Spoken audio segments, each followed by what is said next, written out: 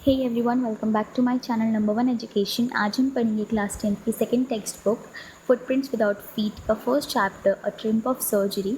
ये चैप्टर लिखा है जेम्स हेरियट ने। He was a British veterinary surgeon and author and he was born on 3 October 1916 and died on 20 February 1995।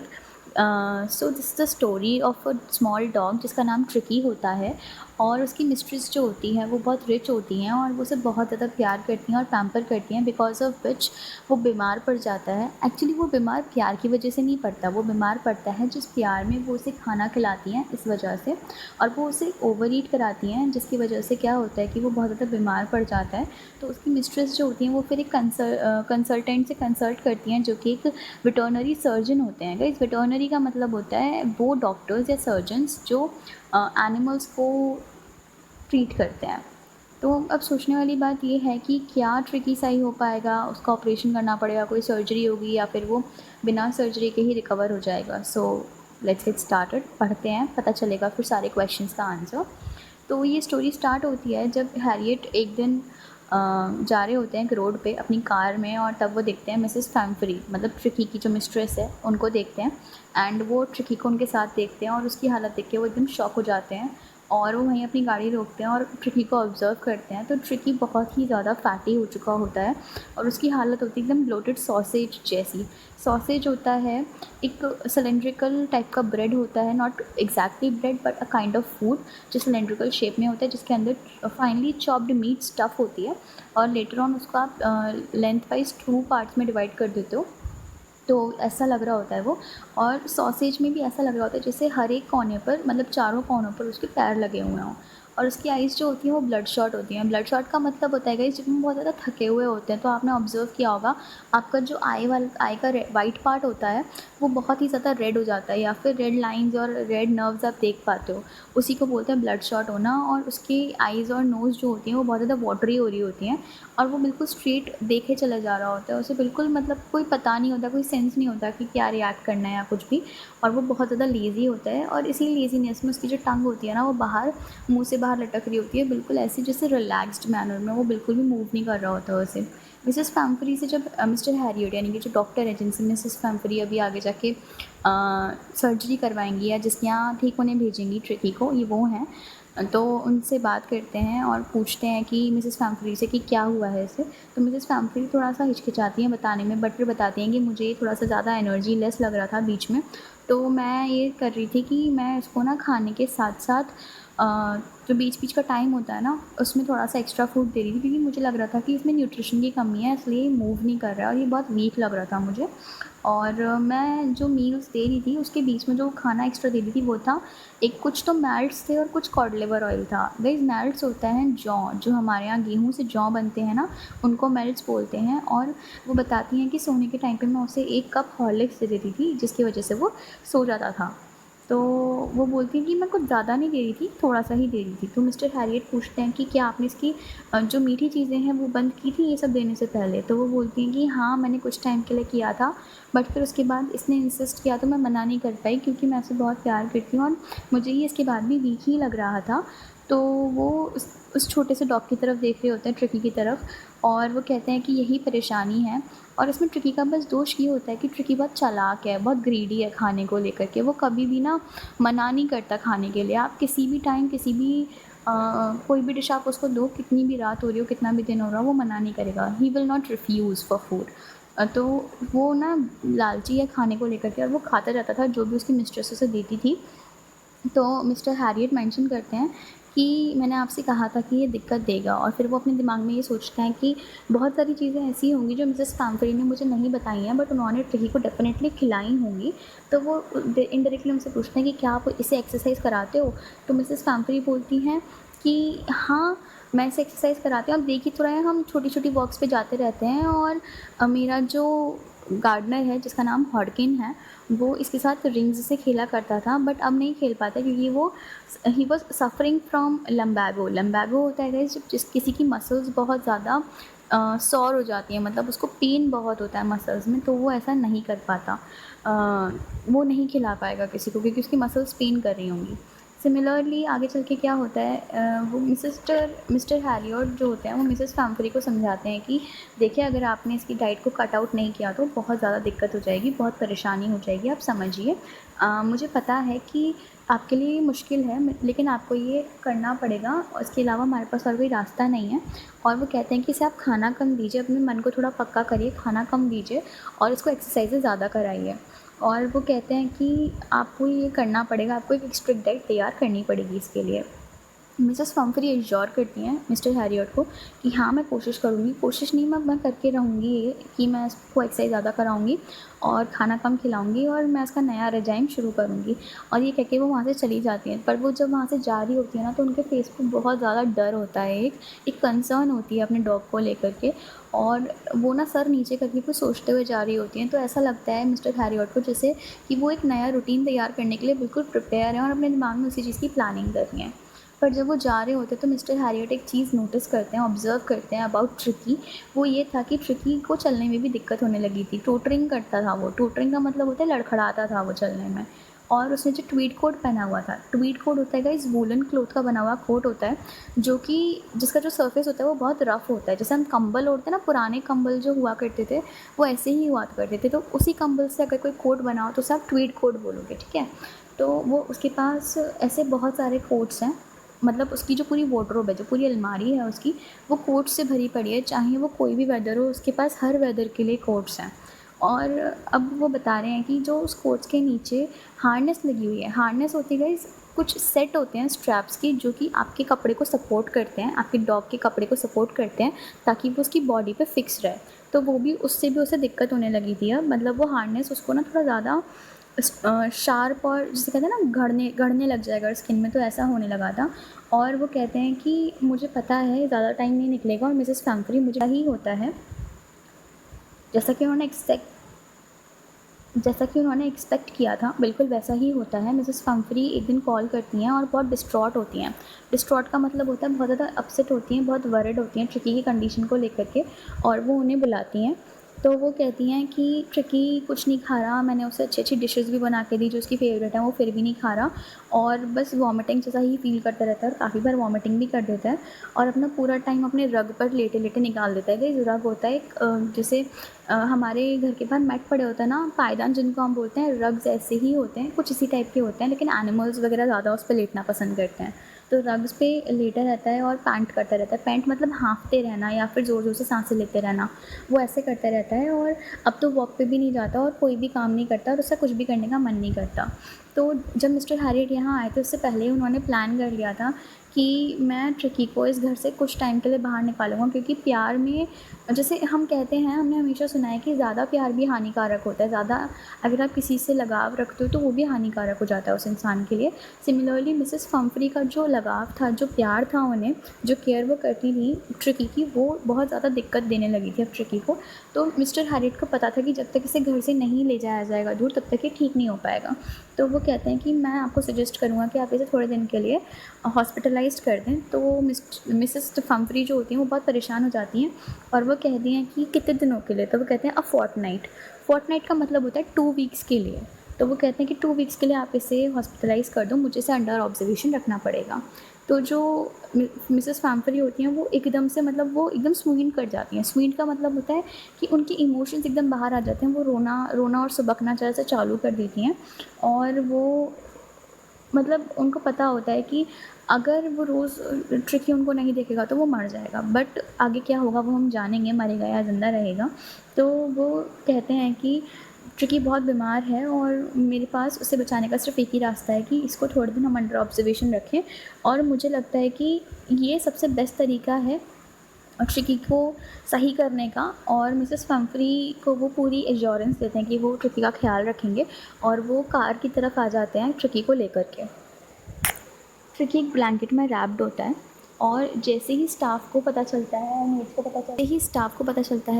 पता चलता है कि ट्रिकी को हॉस्पिटल ले जाया जा रहा है, वो क्या करते हैं, उसके सारे जितने भी फेवरेट कुशन्स हैं, उसका नाइट बेड, उसका डे बेड, उस सबको अरेंज कर भी, ब्रेकफास्ट बाउल्स उसके हैं, जितने भी लंच बाउल, सपर बाउल उसके हैं, वो सब उसमें डाल देते हैं कार के अंदर। और वो ये एक बार भी नहीं सोचते हैं कि ये इतना भर गया है, कार अब कैसे जाएगा। लेकिन डॉक्टर को पता होता है, मिस्टर हैरियट को पता होता है कि उनकी कार अब इससे ज़्यादा लोड नहीं ले पाएगी, और वो एकदम से ड्राइव करना शुरू कर देते हैं बिना बताए हुए। और जैसे ही वो ड्राइव करते हैं तो ये होता है कि मिसेस फैम्फरी जो होती हैं वो बहुत सारे कोट्स जो होते हैं उनको विंडो से अंदर फेंक देती हैं कार के, और बहुत ज़ोर ज़ोर से रोना चालू कर देती हैं। तो मिस्टर हैरियट के पास अब कोई रास्ता नहीं होता, वो स्ट्रेट ड्राइव कर रहे होते हैं और मिरर में देख रहे होते हैं, और वो देखते हैं कि जितनी भी मेड्स हैं और जितने भी लोग वहाँ खड़े हैं वो सब आंसुओं से रो रहे हैं। और रोड से वहाँ से निकलने के बाद मिस्टर हैरियट एक थोड़ा सा ग्लांस लेते हैं। ग्लांस मतलब एक छोटा सा, एक जिसे कहते हैं ना, ऑब्जर्वेंस लेते हैं ट्रिकी की तरफ, और देखते हैं कि ये कितना ज़्यादा मतलब परेशान है और कैसे ये हाँफ रहा है मेरे बगल में बैठ के, और उसके सर को वो पैट करते हैं, पैट मतलब थपथपाते हैं। और ट्रिकी ना बहुत ज़्यादा कोशिश करता है अपने सारे एफर्ट्स डाल के अपनी टेल को वैग करता है। वैग मतलब जैसे जो डॉग्स होते हैं वो जिगजैग मोशन में अपनी पूँछ हिलाते हैं ना, वैसे करके दिखाता है। और वो कहते हैं कि मुझे पता है कि तुम्हारे अंदर जीने की कोई चाह नहीं बची है, पर मैं तुम्हें ठीक करके रहूँगा और मेरे पास रास्ता है। तो वो सर्जरी में पहुँचते हैं। सर्जरी बेसिकली उनका एक क्या कह सकते हो आप, एक घर होता है जहाँ पे सारे डॉग्स को रखा जाता है। तो वहाँ पे सारे house hold dogs mister Harriet के आसपास इकट्ठे हो जाते हैं, और ट्रिकी ना नॉइसी पैक की तरफ देख रहा होता है। नॉइसी पैक बेसिकली डॉग्स का एक ग्रुप है, ठीक है ना, उनकी तरफ देख रहा होता है, और उसकी आइज़ बहुत डल होती हैं। और जब मिस्टर हैरियट उसे नीचे रखते हैं तो वो बिल्कुल ऐसा हो जाता है जैसे उसके अंदर जान ही नहीं है। मोशनलेस मतलब जब कोई मूव ही नहीं कर पा रहा, तो वो ऐसे ही बैठा रहता है कारपेट पे। जो दूसरे डॉग्स वहाँ पे प्रेजेंट थे वो उसके आसपास उसे सूंघते हैं, उसके आसपास घूमते हैं, सोचते हैं कि शायद ये हमें फॉलो करेगा। पर कुछ सेकंड बाद उन्हें समझ में आ जाता है कि ये जो ऑब्जेक्ट है ना, ये इंटरेस्टेड नहीं है हमें। मतलब वो ट्रिकी को एक ऑब्जेक्ट से कंपेयर कर लेते हैं कि ये जो ऑब्जेक्ट है ये हमारे अंदर इंटरेस्टेड नहीं है, और उसे इग्नोर कर देते हैं। मिस्टर हैरियट उसका बेड बनाते हैं और उसे एक वार्म लूज़ बॉक्स में रखते हैं, और वो कहते हैं कि मैं इसको ऑब्जर्वेंस में रखूँगा। कुछ टाइम ऑब्ज़र्व करने के बाद 2 दिन निकल जाते हैं। 2 दिन के एंड में ये होता है कि वो थोड़ा सा अपना इंटरेस्ट दिखाना शुरू करता है। पर इन 2 दिनों में मिस्टर हैरियट ने उसे इतना खाना नहीं दिया होता है जितना पानी दिया होता है, बिकॉज़ उसकी बॉडी को डिटॉक्स की बहुत ज़रूरत होती है। तो थर्ड डे वो विम्प करना शुरू करता है। विम्प मतलब जैसे डॉग्स और कैट्स करते हैं ना, अजीब तरीके से आवाज़ निकालते हैं जब वो किसी चीज़ में इंटरेस्टेड होते हैं। तो लो और फीबेबल साउंड्स जो होती हैं वो वैसे साउंड करना स्टार्ट करता है। और कब करता है ये, जब बगल वाले यार्ड में सारे डॉग्स घर के खेल रहे होते हैं। तो मिस्टर हैरियट समझ जाते हैं कि इसको खेलने जाना है, तो वो दरवाज़ा खोलते हैं और ट्रिकी ना लड़खड़ाते हुए बाहर चला जाता है, और जो नाम का एक डॉग होता है, एक ग्रे हाउंड होता है, और उनके दोस्तों के साथ खेलने लग जाता है। थोड़े टाइम वहाँ पे रोल करने के बाद और सारे डॉग्स उसको इंस्पेक्ट करते हैं। इंस्पेक्ट मतलब जांचते हैं कि ये कौन है, कैसा है, हमारे साथ दोस्ती करने लायक है या नहीं, जैसे हम इंसान लोग करते हैं। सिमिलरली वो उसको इंस्पेक्ट करते हैं, और कुछ टाइम बाद वो लोग गार्डन में सब साथ खेल रहे होते हैं। ट्रिकी उनको फॉलो करने लग जाता है, और अपने सरप्लस मतलब होता है बहुत ज़्यादा, ज़रूरत से ज़्यादा फैट के साथ वो वहाँ पे उन लोगों के साथ रोल करना शुरू कर देता है।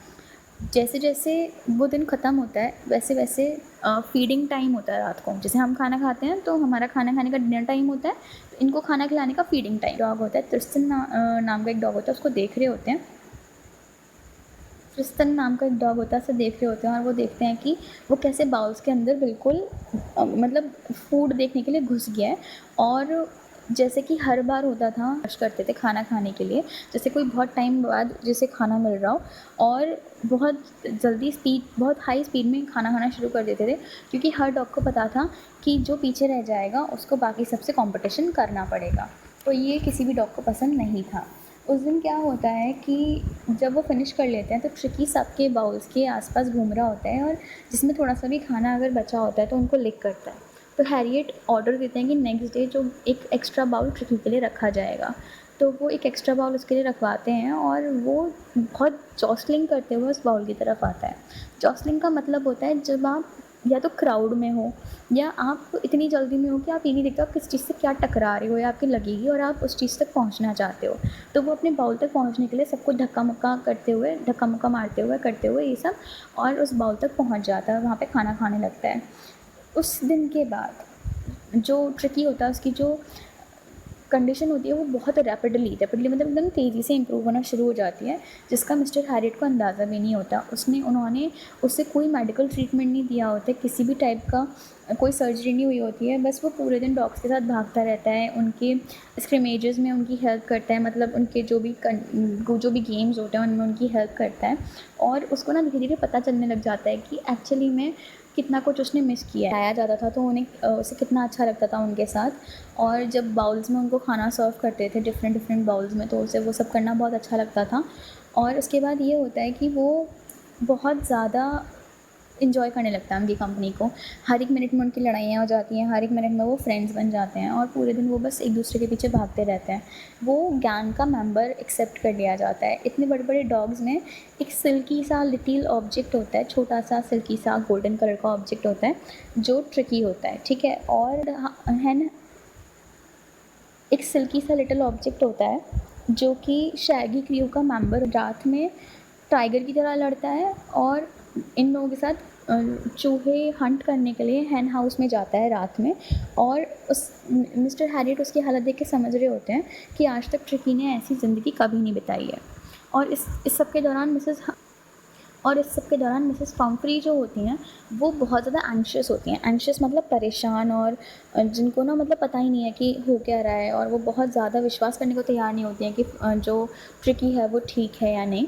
और बैकग्राउंड में वो दिन में 12-12 बार कॉल करती हैं और लेटेस्ट बुलेटिन्स मांगती हैं। बुलेटिन्स मतलब होता है कि अपडेट, ट्रिकी की अपडेट, ठीक है। तो वो बताते हैं कि ट्रिकी ठीक है, रिकवर हो रहा है, और वो बस एक ही क्वेश्चन बार बार पूछते हैं, आप उसके क्वेश्चंस तो चेंज कर रहे हो ना, और वो जितने भी मैंने कोट्स भेजे थे वो सब पहन रहा है ना according to the weather. Mrs Pumphrey एक दिन में 2 डज़न्स एग्स लेकर आती हैं ताकि वो ट्रिकी की जो स्ट्रेंथ है उसे बिल्डअप कर पाएँ। और कुछ टाइम के लिए जो उनके पार्टनर्स होते हैं मिस्टर हैरियट के, वो बहुत खुश हो जाते हैं क्योंकि ये लोग ब्रेकफास्ट में उन्हीं एग्स में से 2 एग्स लेना पर डे शुरू कर देते हैं। पर सबसे ज़्यादा कमाल की बात तो तब होती है जब वाइन आना शुरू हो जाती है ट्रिकी के लिए, सो दैट उसकी जो मसल्स हैं, जो उसका ब्लड है वो अच्छा बिल्डअप हो। तो वो क्या करते हैं कि हर मतलब जो एक उनका घर जो है ना, वहाँ पे जैसे एक रोशनी आ गई है कि उन्हें बिना पैसे खर्च करे वाइन पीने को मिल रही है। लेकिन वो एक्चुअली में आई होती है ताकि वो ट्रिकी का जो ब्लड है उसे एनरिच कर पाए, मतलब विटामिन, प्रोटीन, मिनरल, इन सब चीज़ों से भर पाएँ। और अब लंच में ना सेरेमोनियल ओकेजन्स होने लगे थे। सेरेमोनियल ओकेजन्स मतलब इस बात का मतलब ये कि जैसे सेरेमनीज़ में होता है ना, या कोई ओकेजन होता है तो वहाँ पे शैम्पेन वगैरह यूज़ होती है। तो सिमिलरली इनका जो लंच टाइम था वो मतलब ड्यूरिंग मील्स जो था, ये लोग 2 ग्लासेस ऑफ वाइन लेने लगे थे। अब ये हो रहा था कि मतलब उन्हें विश्वास नहीं आया जब ट्रिकी के लिए फाइनली हाउस होल्ड में ब्रांडी आई थी। और ट्रिकी का जो कॉन्स्टिट्यूशन है, मतलब उसने तो डॉक्टर्स को हिला के रख दिया था कि जो इनकी मिस्ट्रेस हैं वो इनके लिए इतना कुछ करी है, पहले एग्स, फिर उसके बाद वाइन, और अब ब्रांडी आ रही है इनके लिए। और कुछ नाइट तो ऐसी हो गई थी डॉक्टर्स की कि मतलब ये लोग इसको ड्रिंक करके और बिल्कुल हाई हो जाते थे, और मतलब बहुत ही ज़्यादा इनको अच्छा लग रहा था ये सब जब इन्हें मिल रहा था। अब ये होता है कि कुछ दिन ऐसे आते हैं जब इन लोगों को एक्स्ट्रा एग खाना पड़ता है वरना वो ख़राब हो जाएंगे।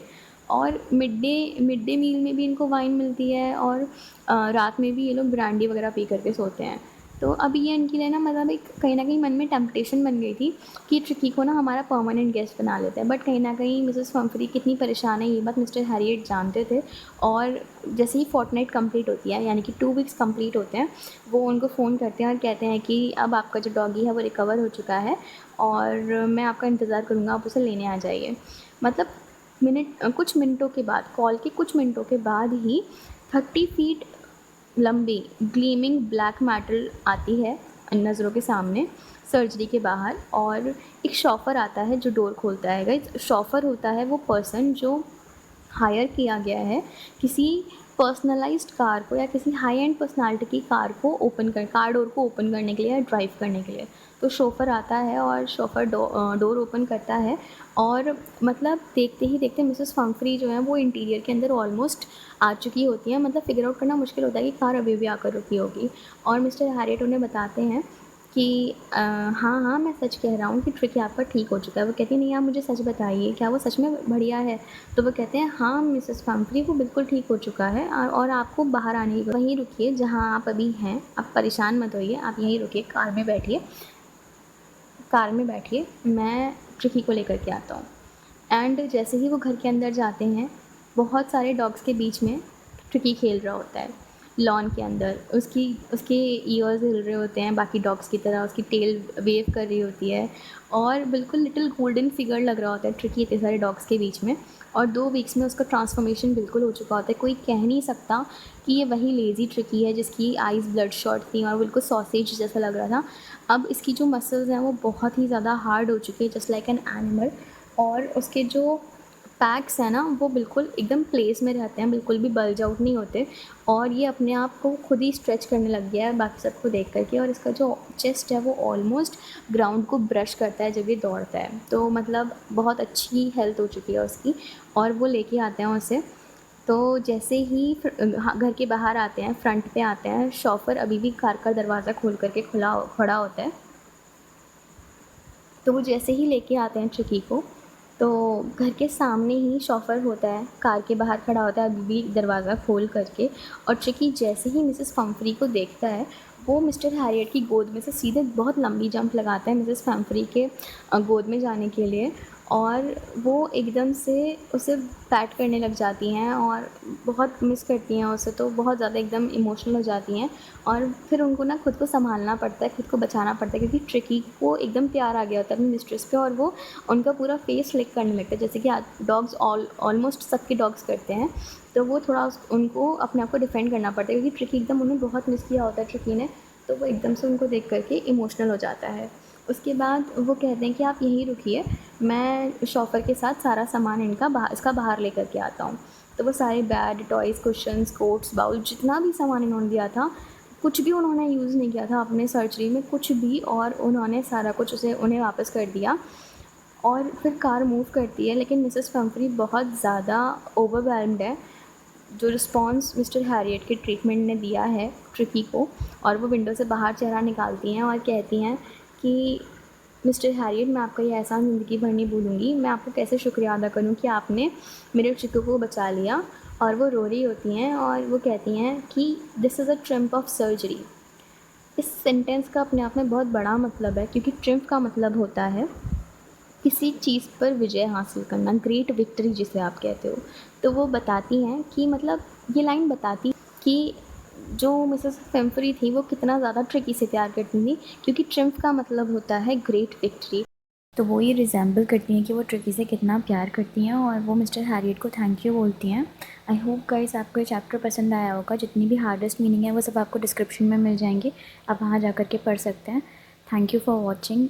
Please like the video, share it with your friends, comment down below and tell me the best part of the story, and please do subscribe to my channel. Thank you for watching. Stay safe, stay home.